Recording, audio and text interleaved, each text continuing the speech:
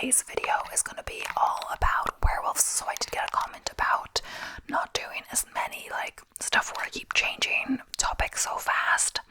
So I was trying to think of ones that aren't just true crime, like a true crime case. What's a topic that I could talk more about that's not just a true crime stuff? I kind of want to plan that out better. I haven't done as much because those take longer to prep and I've been busy, etc. I just want stuff that I can sit down and film. So I thought to make more the vampire one seemed to do okay. On subscribers wise, etc. better than I thought. So I thought I'll do another kind of one like that. I got AI to help me with the planning and all the stuff like that. So yeah, we'll see if I have to do 2 parts, etc. But there's quite a lot to get through here. I might just make a little longer of a video. We'll see. But I've already filmed a video before this, so my voice is feeling a bit But I've got my iced coffee. So briefly, first I'll start with I'm going to do a little intro, then timestamp it with this maybe specifically. So history of werewolves in pop culture, and then some interesting facts about the werewolves. So yeah. So first we're going to start with the werewolves. So I'm going to honestly just kind of use the AI script that I've got. Why not? And maybe I'll title it AI plans my video or something like that, but we'll see. So, welcome dear viewer. Tonight we embark on a mystical journey into the enchanting world of werewolves. Under the gentle glow of the full moon, I invite you to relax and immerse yourself in the whispers of ancient legends, tales from pop culture, and fascinating facts about these mysterious creatures. Throughout history, werewolves have captivated our imaginations, appearing in myths and folklore from cultures around the world. In this special ASMR video, we will explore their origins, their evolution in popular culture, and uncover some intriguing facts that might just surprise you. Picture yourself walking through a dense, ancient forest. The air is cool, and the only sounds you hear are the rustling leaves and the distant howls. As we delve into the stories of werewolves, let the soothing sounds and gentle whispers guide you into a state of deep relaxation and curiosity. So sit back and get comfortable and join me on this magical night under the full moon as we unravel the mysteries of the werewolf. Let's begin our journey. So first up, we're starting with the historical background and the ancient origins of werewolves. So let's begin our journey by delving into the ancient origins of the werewolf legend. Long before werewolves became the stars of modern horror films and TV shows, they are rooted in the myths and folklore of ancient civilizations. In ancient Greece, the legend of the werewolf can be traced back to the story of Lycaon, the king of Arcadia. According to mythology, Lycaon dared to test the omniscience of Zeus by serving him a meal made from the remains of a sacrificed boy. In his wrath, Zeus transformed Lycaon into a wolf as punishment for his heinous act. This tale not only gave birth to the term lycanthropy, derived from Lycaon's name, but also set the foundation for many future werewolf stories. So now moving from Greece to Rome, we find another early mention of werewolves in the writings of the poet Ovid. In his epic Metamorphoses, Ovid recounts the transformation of men into wolves, describing the physical and behavioral changes in vivid detail. This work further cemented the idea of human to wolf transformation in the cultural consciousness. addition to Greek and Roman myths, werewolf legends also appear in ancient Nordic folklore. The Norse sagas tell of fierce warriors known as berserkers, who were said to don the pelts of wolves and other animals to channel their ferocity in battle. These warriors were believed to be able to transform into wolves, gaining their strength and savagery.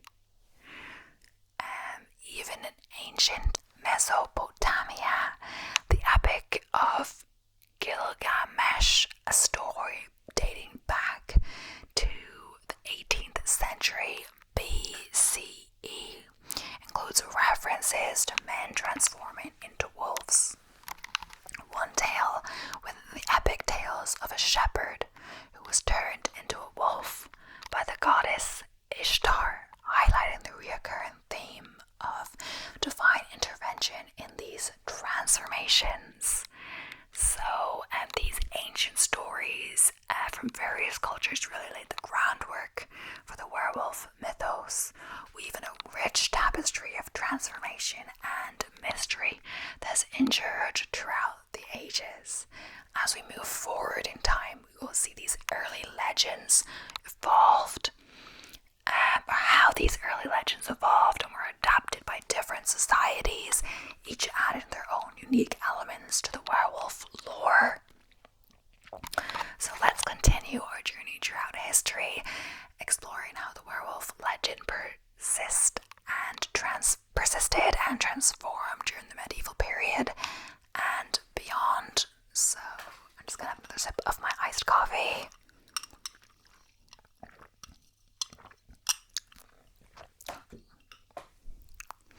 So now we're going to move on to medieval beliefs about werewolves, etc. So, continuing our journey throughout werewolf history, we now find ourselves in the heart of medieval Europe. This era was rife with superstition and fears of the unknown, and the werewolf legend thrived in this atmosphere. During the Middle Ages, werewolves were often associated with witchcraft and the devil. It was widely believed that werewolves gained their shape-shifting abilities through pacts with demonic forces. This transformation was thought to occur under the influence of the full moon, a belief that still persists in modern werewolf lore. So in 12th century England, the historian William of Newburgh wrote extensively about werewolves in his chronicles. He described them as ravenous creatures that roamed the countryside, terrorizing villages. These accounts were taken seriously and contributed to the widespread fear of werewolves during this time. Moving to France, we encounter the infamous werewolf trials of the 16th century. Much like the witch trials, these were fueled by hysteria and superstition. So people really believed that these werewolves existed and they were wreaking havoc on society around them.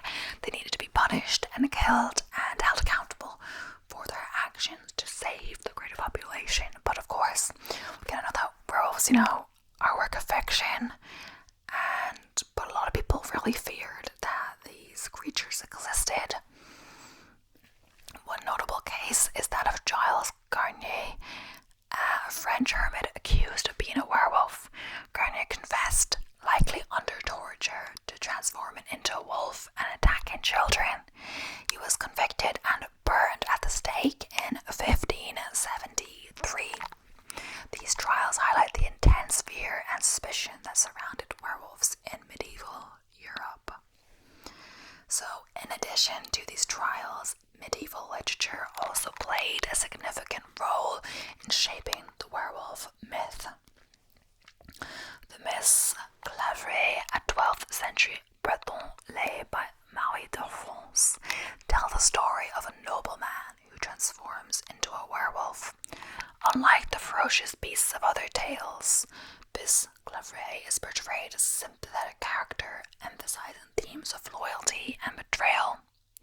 The story added a new dimension to the werewolf legend, showing that these creatures could possess human traits and emotion, because the difficulty of a werewolf is that, in the daytime, in times that doesn't require like being exposed to a full moon, the werewolf is a regular person like everyone else. So maybe at first they were, portrayed as all these vicious creatures, etc. But from the story, it was showing that, werewolves can possess human emotions and traits. So, medieval Scandinavia also contributed to the werewolf mythology with the concept of Varg.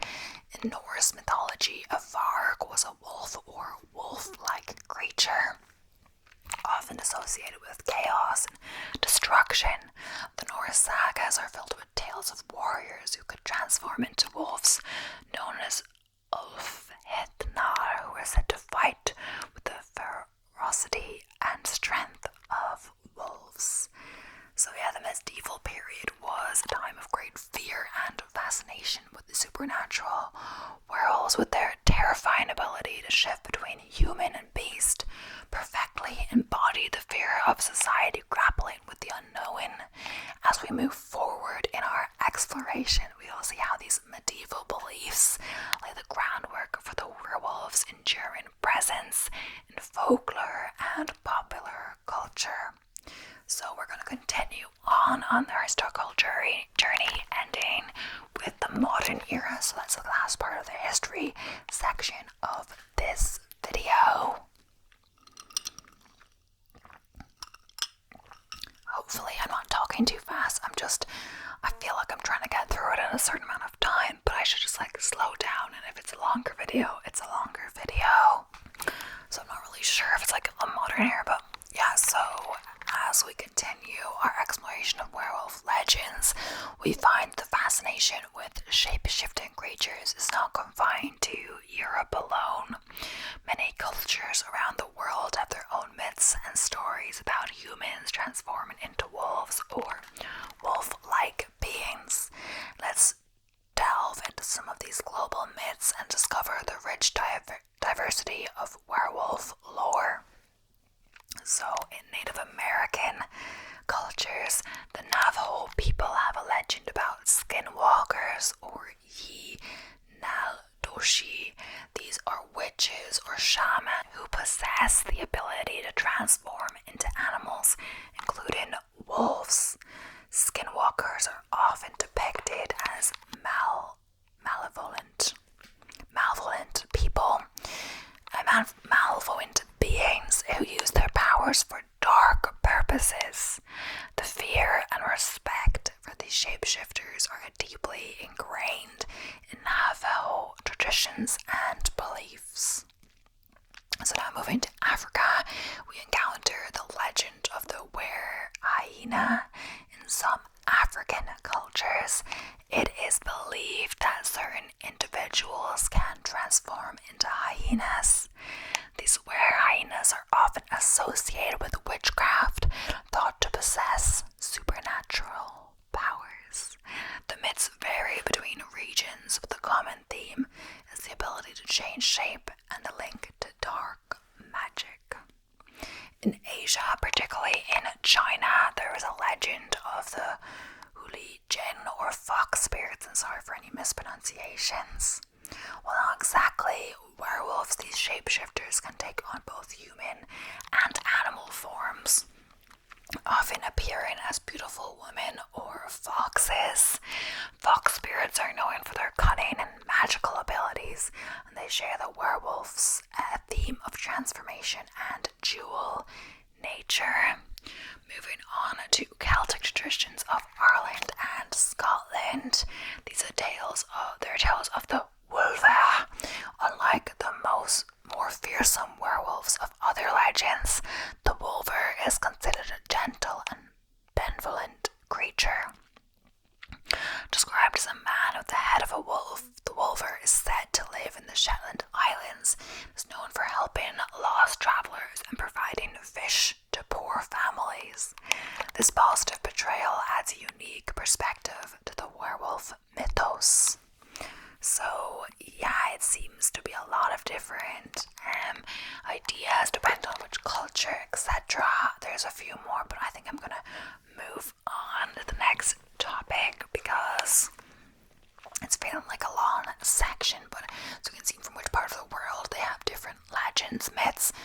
stories for what the idea of the werewolf is. So as I was talking about my vampires video, when you have something like vampire or a werewolf or a fairy, like depending on which culture, they all have different characteristics, etc. And as time moves on, the idea of what this creature can be evolves with the times, etc. So now we're moving on to more pop culture, modern interpretations, etc. So not modern, we're talking about the early depictions, then we'll move on to more modern depictions later of what the werewolf really is and involves, and like what movies, etc. we're in. So as we journey further into the world of werewolves, we arrive at the early depictions of these fascinating creatures in literature and film. The early 20th century saw the werewolf myth take on new life, particularly through the burgeoning medium of cinema. Let's explore these early portrayals and their impact on the werewolf legend. So, one of the most iconic early depictions of werewolves in film is the 1935 movie Werewolf of London, directed by Stuart Walker. This film introduced the concept of werewolf as a tragic figure, a theme that would become central to many werewolf stories. The protagonist, Dr. Glendon, transforms into a wolf after being bitten by a strange creature during an expedition. The film's portrayal of transformation and the struggle between human and beast set a precedent for future werewolf films. However, it was the 1941 classic The Wolfman, directed by George Wagner and starring Lon Chaney Jr., that truly cemented the werewolf in popular culture. This film introduced many elements that are now considered essential to the werewolf myth: the transformative power of the full moon, the vulnerability to silver, and the inner torment of the cursed individual. Janey's portrayal of Larry Talbot, the tragic werewolf, resonated deeply with audiences and established a template for future werewolf characters. Now moving on to literature. So literature, one of the earliest and most influential depictions of werewolves can be found in the 1897 short story The White Wolf of the Hartz Mountains by Frederick Marryat. This story tells of a noble woman who transforms into a wolf to protect her family, blending themes of loyalty, savagery, and supernatural horror. The detailed descriptions of transformation and the struggle between human and beast captivated readers and laid the groundwork for future literary explorations of werewolves.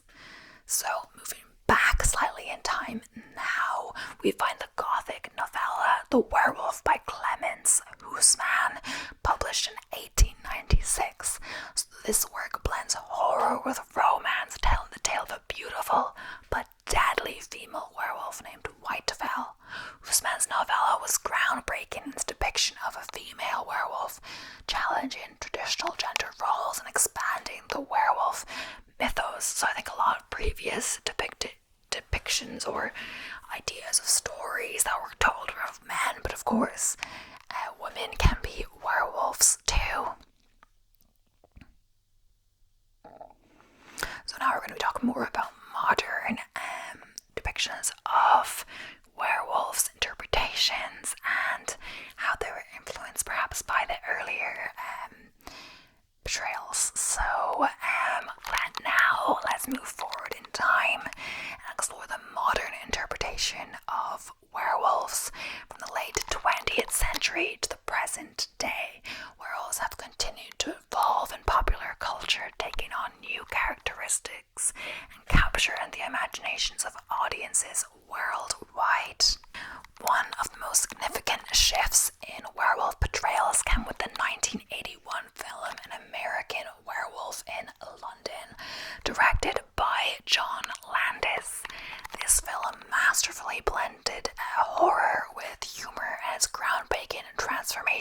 2017 achieved true practical effects, set a new standard for werewolf transformations in cinema.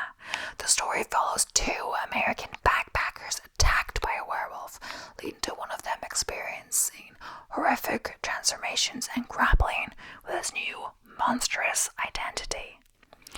Oh, now moving on to Harry Potter, the realm of literature. The Harry Potter series by J.K. Rowling introduced a new perspective on werewolves through the character of Remus Lupin. Lupin, a kind and intelligent wizard who is also a werewolf, deals with stigma and isolation associated with his condition. Rowling's portrayal of Lupin brought empathy and depth to the werewolf character, highlighting the themes of acceptance and prejudice. So yeah, I was always a big fan of Harry Potter growing up, and the movies, etc.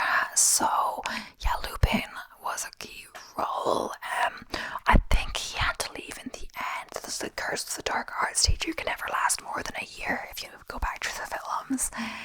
But I think he basically left because of complaints like from the parents. They didn't want a werewolf teaching their children because I guess they thought it could be dangerous, etc. But of course, when they didn't know, they were fine with them teaching the children. In Harry Potter, you really saw how Remus transformed in front of the full moon into a werewolf, and that you really have no control. Be such a kind and caring teacher towards the students. Wouldn't hurt them, wouldn't hurt a fly. But then when he turns into a werewolf, he tries to attack people, etc. You really have no conscious idea of what you are doing.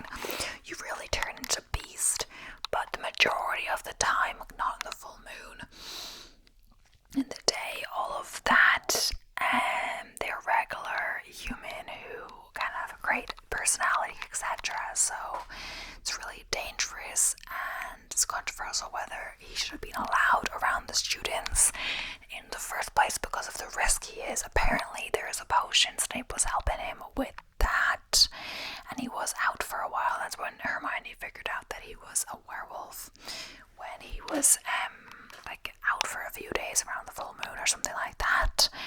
I think the potion was helping him, or suppress the werewolf urge. I'm not sure how it worked really. So also television, yes, has also played a crucial role in modern werewolf lore. The show Buffy the Vampire Slayer, which aired from 1997 to 2003, featured the character Oz, a musician who becomes a werewolf. Oz's struggle to control his transformations and the impact on his relationship added a new layer of complexity to the werewolf's narrative. Similarly, the series Teen Wolf, which premiered in 2011, focused on a high school student who is bitten by a werewolf and must navigate his new life. The show combines supernatural elements with the trials of adolescence, making it relatable to a younger audience. So yeah, it's really hard because you're just bitten by a creature, a werewolf, when they're on a rampage basically, right? And that makes you turn into a werewolf and be cursed with this life when you didn't want that in the first place, and they probably didn't want it in their conscious selves as humans, or part human. I'm not sure if they're human necessarily, but in their human form, they probably wouldn't want to have cursed another person with that curse. Maybe not even their worst enemy kind of thing, but they can't control what they're doing, and it really plagues and controls their life. In certain shows you see them at that time restrained, voluntarily go into the room and restrain themselves or be restrained because they as a human don't want to hurt anyone, but when they turn their wolf form they could go crazy. So now into more Twilight, and I actually have watched a lot of these modern adaptations or read about them or etc. So again, Twilight, the saga by Stephanie Meyer, both in books and films, introduced werewolves as central characters. So in the series, the werewolves are shapeshifters from the Quillowet tribe who transform to protect their community from vampires. The character Jacob Black, a werewolf who is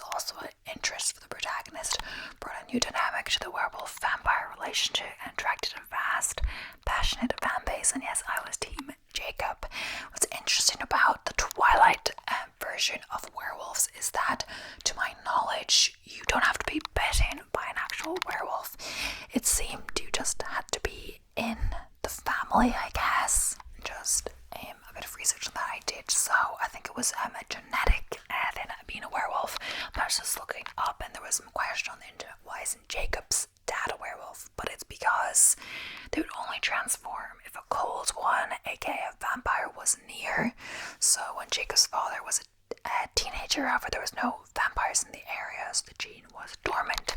So in the time, they would need to transform into a werewolf when they're going through puberty, etc., I believe, or a certain age. If there were vampires near and they had the gene, they would turn to vampires, I think, as a need to protect people from vampires, I guess, protect humans from vampires, because vampires, of course, want to suck humans' blood, but not all of them. Example with the vegetarian vampires we talked about in the vampire video. So it's interesting coming to it from a genetic point of view versus being bitten. But I think on a lot of stories it's more the bite. It's not a gene. You have to be attacked by a current werewolf. So modern werewolf stories often explore themes of identity, transformation, and the struggle to balance human and animalistic natures. The 2010 film The Wolfman, a remake of the 1941 classic, revisited the tragic nature of the werewolf curse with updated special effects and a darker tone. Similarly, Underworld, a film series that began in 2003, portrays werewolves or lycans in an ongoing war with vampires, blending action and gothic horror. So, yeah, as well as TV shows and games, of course, there are adaptations or portrayals of werewolves in games. So just a game, The Elder Scrolls versus Skyrim, they allow players to become werewolves, experiencing the power and struggle of transformation firsthand. Games like these provide interactive experiences that deepen our connection to the werewolf lore. So modern interpretations of werewolves have diversified, exploring a range of themes from horror and tragedy to romance and adventure. These stories continue to captivate us, reflect our fascination with the duality of human nature and the mystery of transformation. So now we're going on to more literature, like a few literary werewolves. I feel like this video is getting long. We've talked about a few different adaptations, so we'll do some literary stuff, like so a few books that feature werewolves, then move on to the interesting facts, and then be done. So now let's turn the pages of history and literature to discover the rich tapestry of werewolves in literary works. From classic tales to modern novels, werewolves have prowled the pages of many stories, captivating readers with their complexity and mystery. Another significant early work is Guy Endor's 1933 novel The Werewolf of Paris. Often considered the werewolf equivalent of Dracula, the novel is set during the Franco-Prussian War, explores themes of violence, sexuality, and the human psyche. The protagonist, Bertrand Guyet, grapples with his werewolf nature, providing a dark and introspective take on the werewolf legend. So, yeah, talking more about So another modern take on werewolves can be found in The Last Werewolf by Glenn Duncan, published in 2011. The novel tells the story of Jake Marlowe, the last known werewolf, who is over 2 centuries old. Duncan's narrative is rich with dark humor, existential musings, and visceral descriptions, offering a sophisticated and gritty portrayal of werewolf life. Another interesting idea is that, let's see if it talks about this at all. It doesn't seem to talk about it on this, but the idea of a mate, and werewolves apparently packs of alphas, like the one in control, and each werewolf would have a mate. It seems like a lifelong kind of partner. In Twilight, they take that you don't really have control who you imprint on. I'm not sure if the person you imprint on just is generally a it seems like that's the only one for you. So I'm not sure if they're not interested in you, what really happens. It takes a bit of a weird turn in Twilight when, you know, Jacob seems to be interested in Bella and all of that. Then she has a daughter. Like, he's already resigned to letting her go to be with Edward because they get married and all of that. It's Bella's choice who she's with. But immediately, Jacob seems to imprint on her baby daughter, which as a mother could be, you know, terrifying. That your ex-love interest is as imprinted on your young daughter. It's nearly predatory in nature, but the thing is aging. Like, I think when you imprint on someone younger, the whole point is the wolf can stop aging until they reach the same age as the person they imprint on, and they'll age together. So it's not this creepy age gap thing as such, I believe. Let's see what's next. I think I'm gonna move on from the modern adaptations to some like scientific explanations. So we're going to delve into a bit into the realm of science to understand some of the explanations of these myths and legends. So werewolves belong to the world of fantasy and folklore very much. Various scientific theories and conditions have been proposed to explain why these stories might have originated and persisted. So one of the most intriguing explanation comes from the field of psychology. Clinical lycanthropy is a rare psychiatric symptom where an individual believes they can transform into a wolf or other animal. This condition is characterized by delusions and hallucinations, with patients often exhibiting behaviors that mimic those of that animal they believe they can transform into. Historical cases of clinical lycanthropy might have contributed to the werewolf legends we know today. So in that case, the patient or the person firmly believes they can transform into the wolf or the animal. It doesn't seem to be a choice. It seems just being, you don't really choose how your mental health is, what you are, what disorder you have, etc. And they firmly believe that, so people could have had that throughout history even when we didn't have a name for what it was. But then again, they can't actually transform, and they just believe that they can, but it feels very real, and they'll even take on habits of the animals, etc. Another scientific angle to consider is the role of genetic disorders. So hypertrichosis, also known as werewolf syndrome, is a condition where an individual experiences excessive hair growth all over their body. I think we talked about this in one of my videos before. So this rare disorder could have led to individuals being mistaken for werewolves, especially in times when medical knowledge was limited and such conditions were not understood. So werewolves, of course, didn't really exist, but people believed and feared them for a long time. So there could have been scientific reasons people that believed they were wolves themselves, and thus was characterized by wolves, but it was a disorder, a psychological disorder, a medical condition with excessive hair growth. They were labelled and outcast as these wolves when they are in fact not, and there was an explanation. But of course, back then especially, there wasn't a lot of scientific knowledge and stuff. Of course, it's evolved over time, etc. So another one is porphyria, is another condition often linked to werewolf myths. Porphyria refers to a group of disorders that affect the skin and nervous system. Symptoms can include sensitivity to sunlight, leading to severe skin damage and the development of facial hair. In the past, individuals with porphyria might have thought to possess supernatural qualities or to be transforming into wolves, but not really, of course. So now we're moving on to some cultural beliefs. So of course, different cultures have their own interpretation of what a werewolf is, etc. reflecting their values, fears, and traditions. So,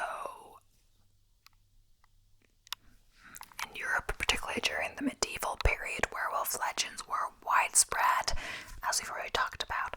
In France, the term loup-garou describes a person who transforms into a wolf. So, like, that's just the word for werewolf in French, which just means loup is wolf, and garou I'm not actually sure, but yeah. French folklore often depicted werewolves as dangerous creatures, with stories of the beast of Gavardon in the 18th century sparking widespread fear.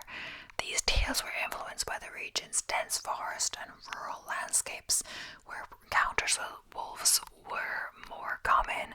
So many people believed they encountered a werewolf because of stories they'd heard, etc. But in fact, it was actually just a wolf, because in lots of depending on the depiction, like in Twilight, they portray the werewolf just like a wolf, you know. They transform into the werewolf, and honestly, they seem to have some kind of control over it, or they transform when they're angry, but they can transform kind of on command when they need to protect humans, etc.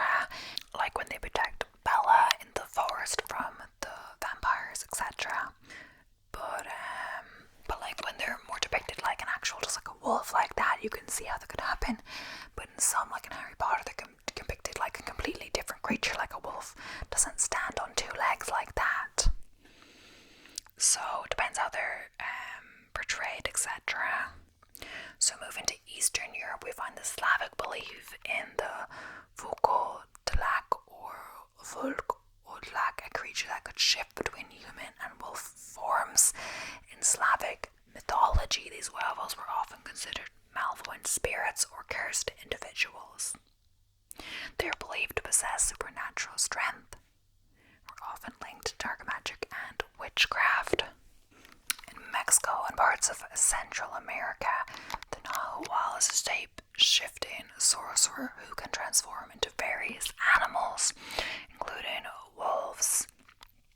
The Nahual is a powerful figure in Mesoamerican mythology, often viewed as a protector of the community or as a feared sorcerer. So this duality highlights the complex nature of shape-shifting legends in these cultures.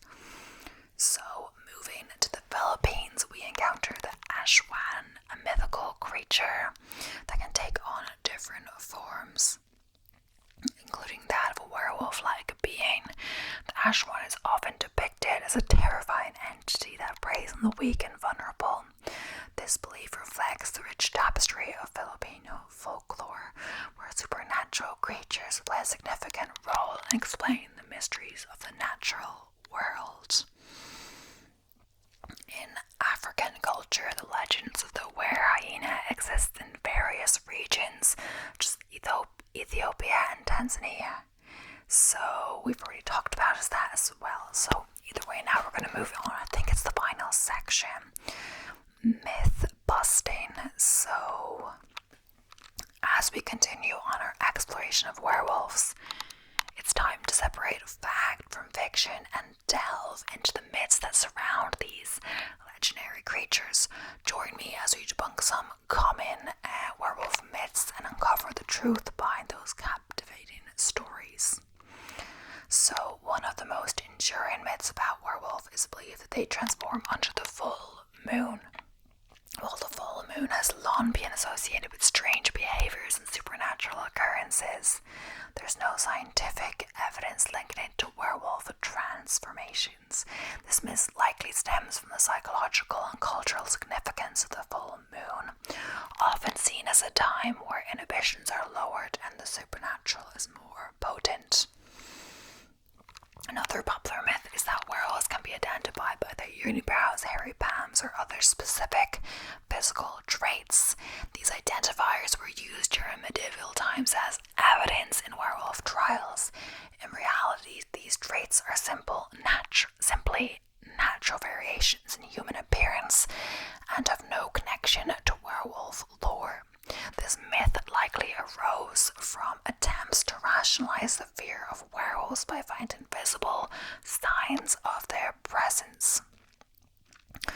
silver bullets are often cited as the only way to kill a werewolf. This myth gained popularity from movies and literature, such as the 1941 film The Wolfman. While silver has been considered a magical and purifying metal in various cultures, there's no historical basis for the idea that it is lethal to werewolves. The association of silver with purity and protection against evil likely contributed to this enduring myth. The idea that werewolves are uncontrollable beasts driven solely by animal instincts is another common misconception. In many legends and modern stories, werewolves retain some degree of human consciousness and struggle with their dual nature. This inner conflict between human and beast is a central theme in werewolf lore, adding depth and complexity to the character. Some suggest that werewolf can transmit their curse through a bite or a scratch, similar to the way diseases spread. While this concept makes for compelling storytelling, is no basis in historical werewolf lore. The idea of transmission through bites likely emerged from comparisons to rabies, disease that can cause aggressive behavior and be transmitted through animal bites. Another myth is that they're always male, of course, that can be female, werewolves, etc. Lastly, the myth that werewolves are purely evil creatures overlooks some more nuanced portrayals in folklore and modern stories. Werewolves often represent the duality of human nature, the struggle between civility and savagery, and the challenge of living with a curse. Many tales depict werewolves as tragic figures who are a victim of their circumstances rather than inherently malevolent beings.